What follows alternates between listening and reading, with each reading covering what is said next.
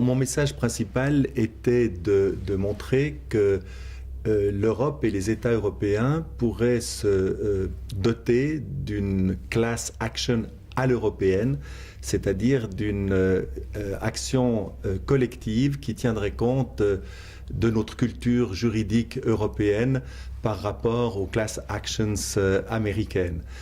Ces actions collectives que nous pourrions avoir en Europe et que d'ailleurs un certain nombre d'États européens ont déjà, par exemple l'Italie, le Portugal, l'Espagne, la Suède ou les Pays-Bas, devraient tout d'abord être des actions qui obligeraient chaque victime potentielle à demander à être partie à cette action. C'est ce que j'appelais ce soir un système de opting in, c'est-à-dire c'est à la victime de dire qu'elle souhaite participer à l'action. Ensuite, il s'agirait d'éviter toute mercantilisation de ces actions collectives, puisque vous savez qu'aux États-Unis, en général, ce sont des grandes études d'avocats qui se saisissent des cas class action et qui peuvent déboucher sur des dommages-intérêts de plusieurs milliards. Je citais notamment le cas des cigarettiers qui, depuis 1990, ont déjà dû payer 360 milliards de dollars.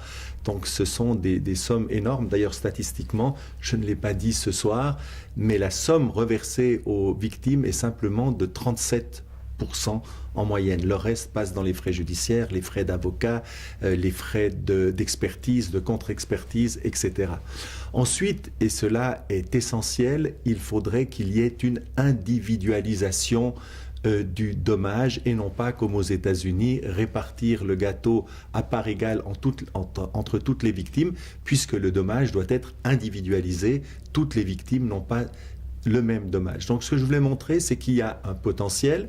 On ne sait pas si l'Union européenne finalement ira dans ce sens. Il y a une recommandation, comme je l'ai dit, qui est adressée par l'Union européenne aux États membres qui va dans le sens que je viens de résumer.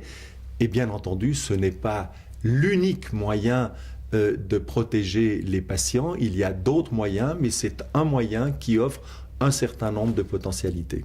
Ce que je voulais expliquer ce soir, c'est une chose assez simple, c'est qu'au fond, on a beaucoup de droits dans le système de santé, mais qui ne sont pas très connus. Le droit d'accès à son dossier médical, qui permet de savoir en cas de litige comment mettre en jeu la responsabilité de l'établissement ou la responsabilité du médecin. Le droit de pouvoir obtenir auprès du juge la désignation d'une expertise. Le droit de saisir le juge pour avoir une indemnité, mais même des mécanismes d'indemnisation amiable. Et puis demain, il y aura des mécanismes d'indemnisation qu'on appelle l'action de groupe. Voilà, donc il y a beaucoup de choses.